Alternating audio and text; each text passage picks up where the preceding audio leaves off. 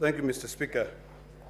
Mr. Speaker, my question to Mr. Mulwa. Mr. Mulwa, if you look at the response in volume 6 by the Deputy President, the Deputy President says as follows, 4.2, volume 6, which is in page 11, in response to the allegations that you called him, or he called you, to be able to push for the bid board. He said that this is clear in paragraph 4 of the witness affidavit of Andrew Mulwa. He contradicts himself by claiming that on the 11th July 2023, I pressured him to surrender the original bid board, yet by the letter dated 5th of May 2023, Kemsa had requested for collections of the original bid. Thus, there was no cause for pressure to be exerted on Mr. Mulwa or any other person. Now, in your affidavit on page 70, you put an excerpt of your WhatsApp or communication between yourself and Dr. Rigathi, where Dr. Rigathi, it's alleged, he said, Dr. Ikunu Rigathi here, kindly contact me. When possible, there is a document for HE we are trying to collect. In the same affidavit, you have annexed 3 letters. One letter dated June 30th, and I want you to keep in mind of the 30th of May.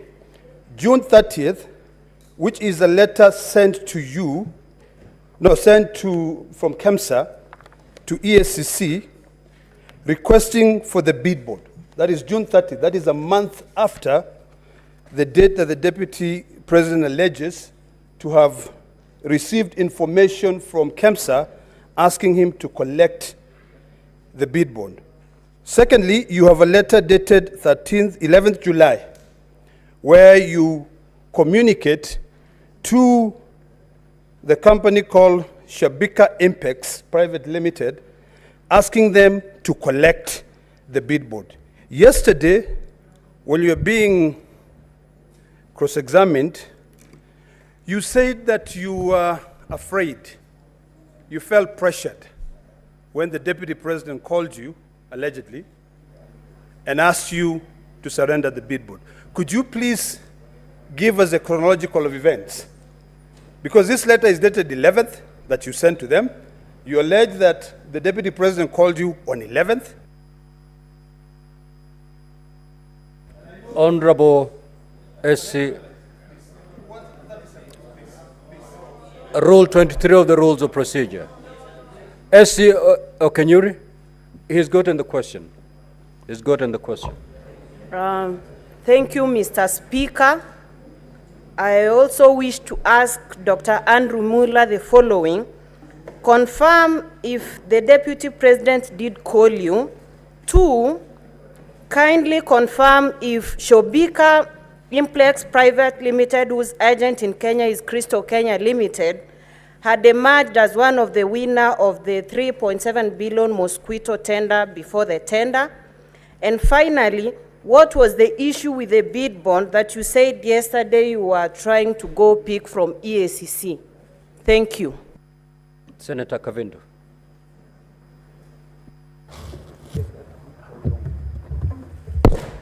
Thank you, Chair. Mr. Speaker, my question is directed to the to Mutuse and maybe his lawyers. Yes, I'm directing it to his lawyers. Please, kindly give me my time. I didn't talk, Olekina, when you were talking. Senator Kavindu. Thank you, Mr. Speaker. Let me go ahead. Address yourself to the chair. Thank you. Proceed. One of my questions is about the speech which Honorable Mutuse said that the Deputy President addressed from Mombasa.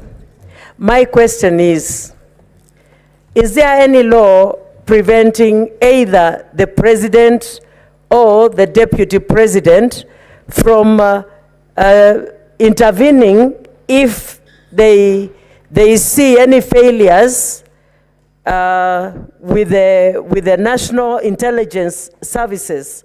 Is there any law preventing them from intervening or questioning the national intelligence service, or is there any law directing them where they should ask these questions from? 2, the lady, Honorable Justice Esther Maina, has she ever made any complaint after the case was done? Thank you, Mr. Speaker. Senator Bone. Thank you, Mr. Speaker. Mr. Speaker, to Dr. Mulwa. Dr. Mulwa, I can attest that the number you have put here, through which His Excellency the President pressured you, it relates very well with me, because in the days we used to talk with him, I used to use the same number. Your evidence is so critical that we would like you to walk us through that conversation between the Deputy President and yourself, during which time he was putting pressure on you. Mr. Speaker, sir, Tom Masharia, Council, you are a man of many years of experience, and you know the hierarchy of laws. The Constitution is at the apex, and all other laws are subservient. In your attempt to justify, or rather to protect, and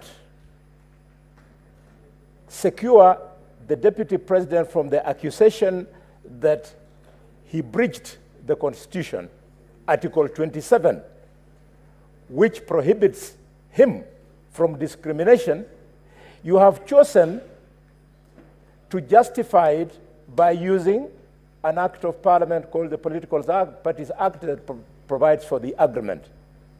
Tell me, are you telling me that by dint of that act, which is subservient to the Constitution, which the Deputy President violated, therefore the act sets him free?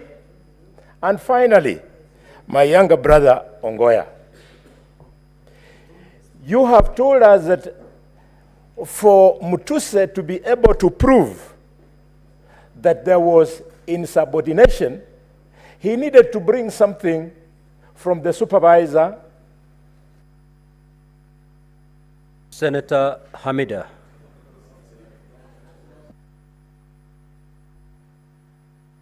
Thank you, Mr. Speaker. I remember I am the one who raised this motion, this statement on the mosquito net for investigation. So I am so much aware of this investigation that went on. But Daktari Mulwa, apart from the financial loss that Kemsa incurred, did the alleged interference of the relationship, the alleged interference affect the relationship between the Global Fund and Kemsa? Because I remember, of course, the tender was terminated, which was about 3.7 billion. Global Fund terminated the tender. So was there any a relationship lost between the two? Number 2, did the PS Josephine Mburu and CEO Terry Ramadhan lose their jobs due to this tender process, during the tendering process of the mosquito net tender? Number 3, did you feel intimidated and coerced to act given the office of the DP? Thank you. Senator Wafula. Asante Mheshimiwa Spika. Daktari Mulwa, madai kwamba ulipata simu kutoka kwa naibu rais kufuatilia jambo linalohusu mwanawe. Wewe kama mtumishi wa umma, unapopata simu kutoka kwa kiongozi wako wa kitaifa akifuata yale yanayohusu mwanawe. Unaona ni vema kutekeleza jinsi anavyotaka ama kufuata katiba ili kutetea yeyote aliyeomba nafasi ya kufanya kazi? Asante sana Mheshimiwa Spika. Senator Munyihaji.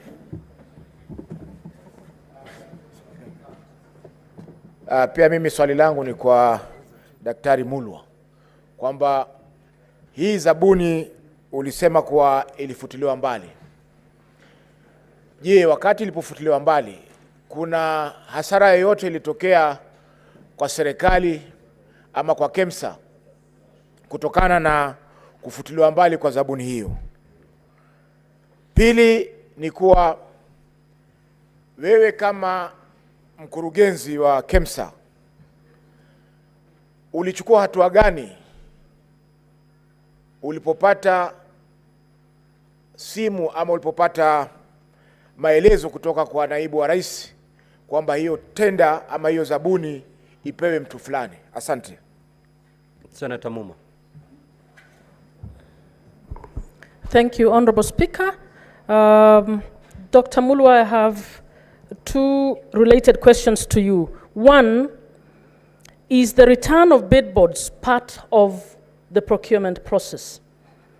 And if it is part of the procurement process, would you say that a call from the Deputy, His Excellency Deputy President, on this issue amounts to interfering with the procurement process? Thank you. Senator Mariam.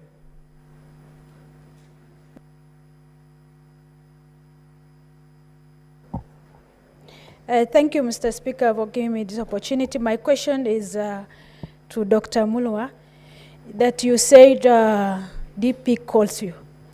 Is there, when he calls you, is there any interference with the procurement process? Thank you. Witness, you may now proceed to make the clarifications as sought by the honorable senators. You have 10 minutes to do that. Thank you very much, Mr. Speaker, sir.